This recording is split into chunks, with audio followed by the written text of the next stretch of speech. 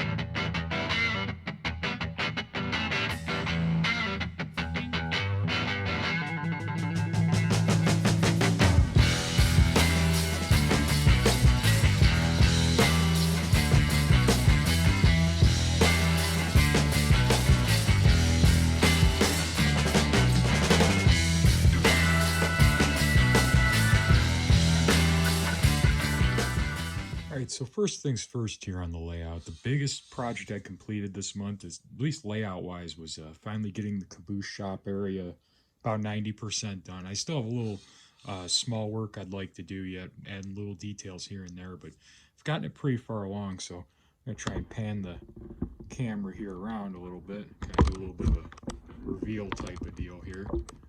As you can see, we got, all of our little vegetation and stuff thrown down in there, and just the basic scenery, really. The ballast is in, and I got some of these little barrier walls, got my little switch stands and stuff, and of course got a couple cabooses sitting over here in the shop. This is by no means done. I still got to make a sign for it and all that fun jazz, but this is just the basic to where I can go back to using this area again and uh, you know put cabooses, pull them out, just do that with it. I probably gonna get some little detail stuff to put in the shop, but overall, this was kind of a big project. It's a lot of work to get all this done right here. So glad to finally have this piece done and just kind of have the whole, I guess you'd say, locomotive shop area completed, because I did all my scenery going down this way as well, just this edge track along the front here. But that was the biggest layout project I did this month. I also got all the locomotives back in here too, so that's nice. They're not all sitting in the yard.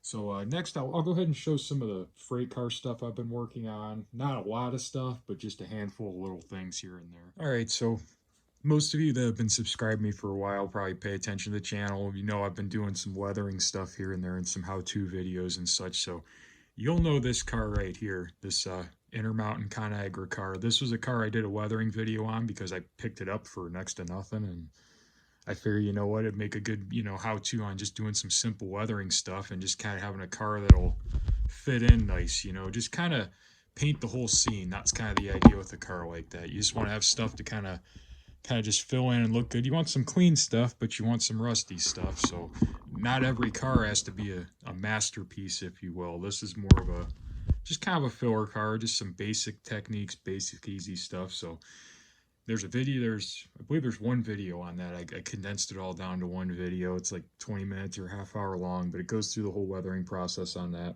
That was one of them here. I'll move down and we'll get the other one real quick as well. Now this is the other main car I did this month. This was a Athearn Genesis car that, again, I got a really good deal on.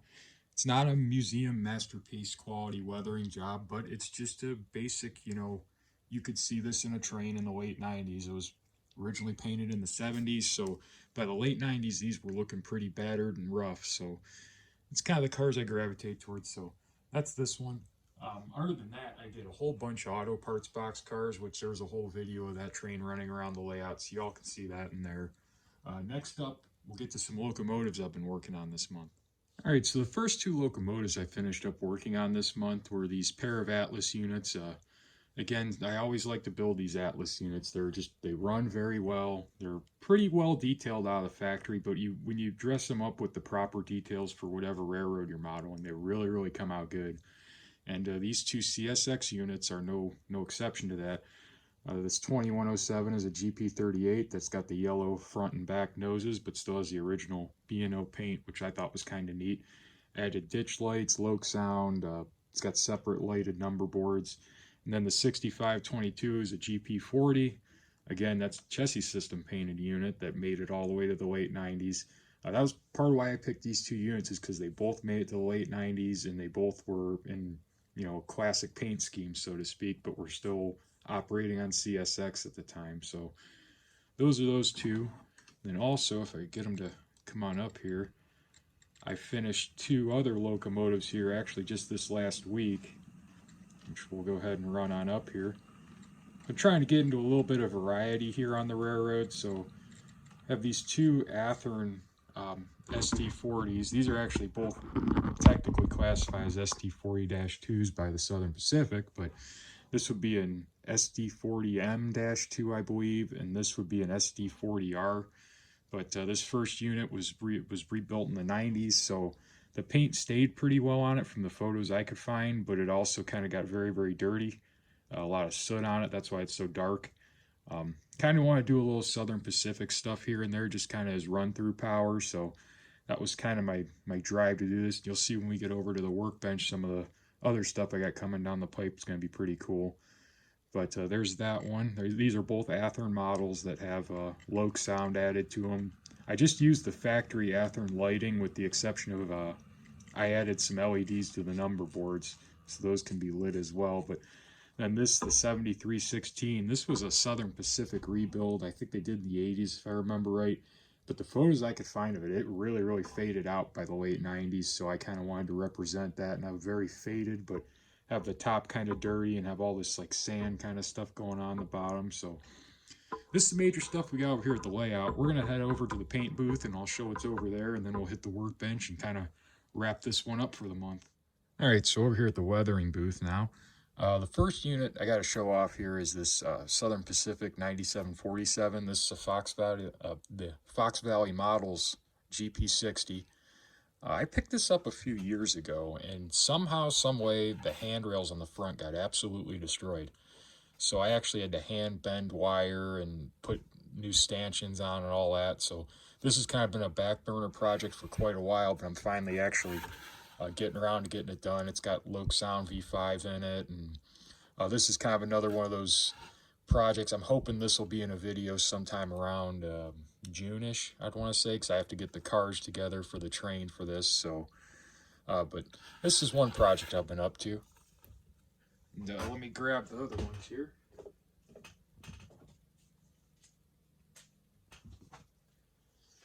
So one of the other projects I've been working on, this will actually be another build video here as well, is these G44 gondola cars. These started off as Walther's 65-foot Milgons. Had some work done right here to make this right. Removed one of the what in the world are those called? One of the ribs here on the side. And then the other big thing I did, as you guys can probably tell in the light, is all of these side panels are all separate pieces of styrene that I bent and pushed and made little marks on and such to make it look more like an actual in-service car. So I am doing a video on these. This should hopefully be out sometime the next 2 weeks. We'll have to see what happens. Hopefully I'll have it all finished up in the next 2 weeks. Just got the decal work done on them. So there's that one. And then there's, you know, some more not as beat up ones, but they all have the same process with the side panels in them and everything. And I kind of show how to do all that. So that'll be a pretty cool video for all of you that like to do the, you know, kind of learn how to do some more of this stuff. And nothing's very complicated, so I try to keep things simple and try to keep things cheap too. I don't like to spend a lot of money on this stuff if I can avoid it. So I'm gonna head over to the actual workbench next and see what we got sitting around over there. All right, so next up here we've got these some more 65-foot gondolas. Don't ask me why in the world I've been on a kick to do these this month, but these are actually from Conrail. Conrail bought these from, I believe, the old Missouri Pacific gondolas, as well as some Norfolk Southern ones in the 90s. And some of them got repainted like this one here, but the majority just got this patch deal on them here. Uh-oh, got stuff sticking. That ain't good. All right, majority of them just got this little patch deal. So I've been doing these 2 cars to go with those cars that I've been kick bashing here as well. So those should all be done hopefully in the next few weeks. And then kind of the big project I started last week was, again, another kind of cool weathering video I'm working on. This was an Atlas Erie Lackawanna covered hopper that I got. I think I paid $12 for it. I mean, I couldn't beat the deal on it. Well, I found a prototype photo where it was repainted by Conrail and all the logos and everything on it, and the Erie Lackawanna was bleeding through, and it looks really neat. So I'm doing, well, as you can tell, I'm already partway into recording a video on how to do this kind of wiped off technique and to make the car look cool and look right. So that's kind of the big stuff I've been working on. I got a few other little projects I've kind of been dabbling in, but those were kind of the big things I got done this month. Not as much as I would have hoped, but still quite a bit considering the amount of time I had to work on stuff. So as always, guys, thanks for watching, and I'll see you next month with all the fun stuff I've been up to in the month from now.